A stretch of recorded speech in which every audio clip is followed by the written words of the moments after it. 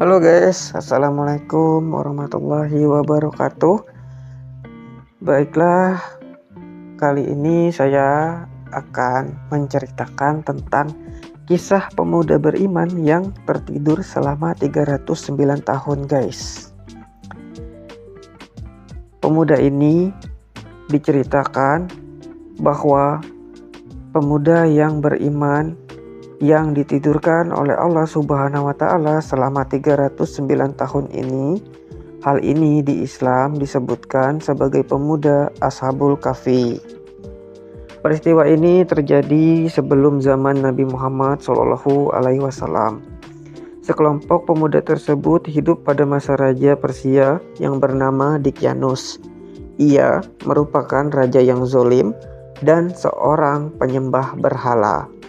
Lantas kenapa dan bagaimana mereka bisa ditidurkan selama 309 tahun? Nah, mari kita bahas guys.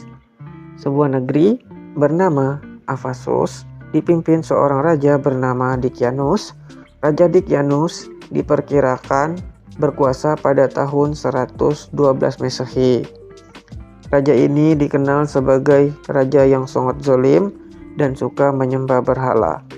Dia selalu memaksa rakyatnya untuk menyembah berhala.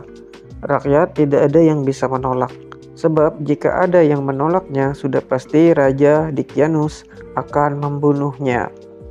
Suatu hari, Raja mendengar bahwa terdapat 7 pemuda beriman yang menolak untuk menyembah berhala, dan nama-nama pemuda tersebut adalah Muksalminah, Tomliko, Martunis, Nainuis, Sariulis, Zunawanis, dan Falyatah Zunis. Raja pun sangat marah mendengar hal tersebut. Ia langsung memerintahkan 7 pemuda tersebut untuk mengikuti kepercayaannya. Namun, pemuda-pemuda Ashabul Kahfi menolak permintaan sang raja.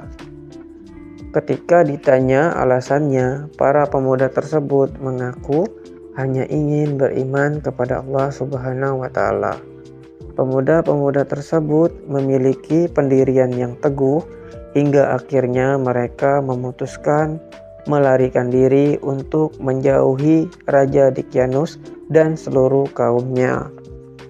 Pada akhirnya mereka menemui gua yang terletak di Gunung Tikhayus yang lokasinya berada di sekitar 8 km dari Amman, Yordania.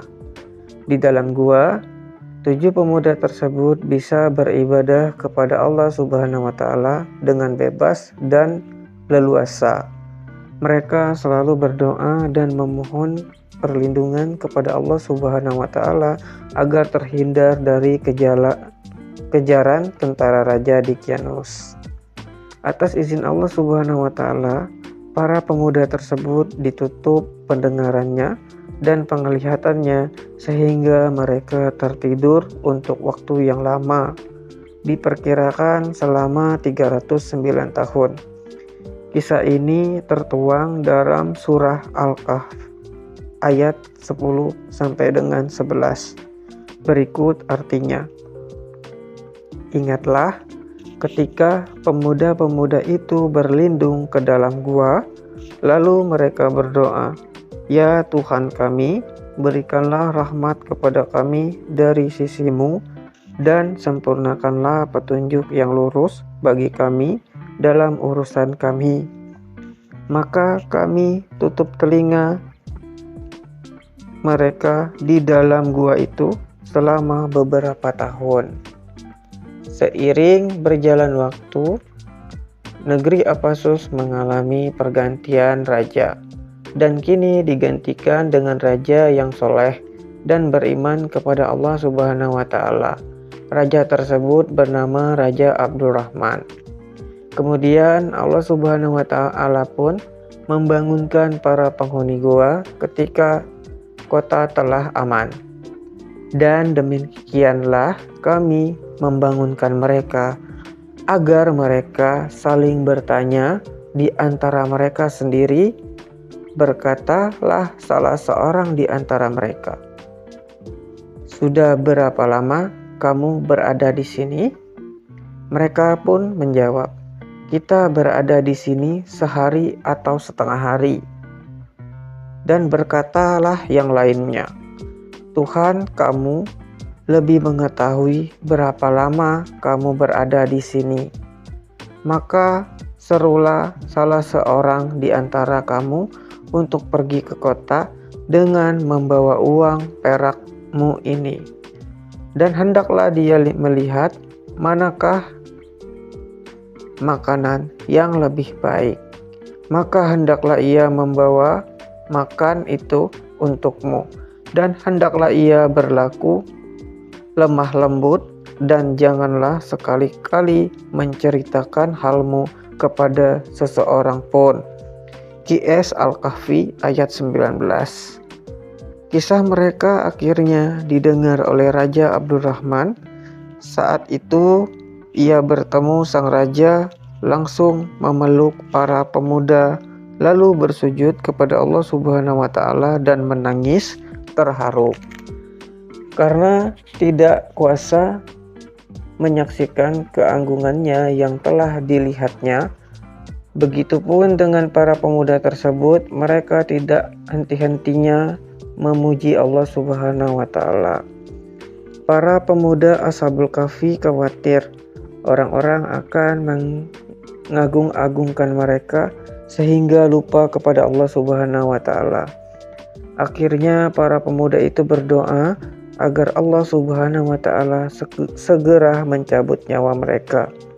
Allah Subhanahu wa Ta'ala akhirnya mengabulkan doa itu dan mencabut ruh mereka. Para pemuda itu pun akhirnya wafat. Untuk mengenang dan menghormati para pemuda tersebut, sang raja memerintahkan agar membangun sebuah tempat ibadah di depan gua itu. Adapun pendapat yang menyatakan para pemuda yang dimaksud dalam kelompok Ashabul Kahfi adalah pengikut Nabi Isa alaihissalam. Namun, jumlah mereka belum diketahui secara pasti, antara 5 atau 7 orang. Dan dalam penyebutan bahasa Arab dalam surat Al-Kahfi dapat menunjukkan jumlah kelompok Ashabul Kahfi ada 7 orang. Meski masih banyak perdebatan pendapat, menurut buku Cahaya Al-Quran dari M. Fatullah, pada dasarnya kisah Ashabul Kahfi diceritakan dalam Al-Quran semata-mata juga dapat menunjukkan kuasa Allah Subhanahu wa Ta'ala. Utamanya kuasa Allah Subhanahu wa Ta'ala dalam membangkitkan manusia dan menghidupkannya kembali pada hari kiamat kelak. Nah guys, selesai sudah video pendek saya, dan semoga video ini bisa bermanfaat untuk kalian. Dan jika ada salah-salah kata, saya sangat minta maaf guys. Akhir kata saya ucapkan wabillahi taufiq wal hidayah. Wassalamualaikum warahmatullahi wabarakatuh. See you next time guys, next video. Bye bye.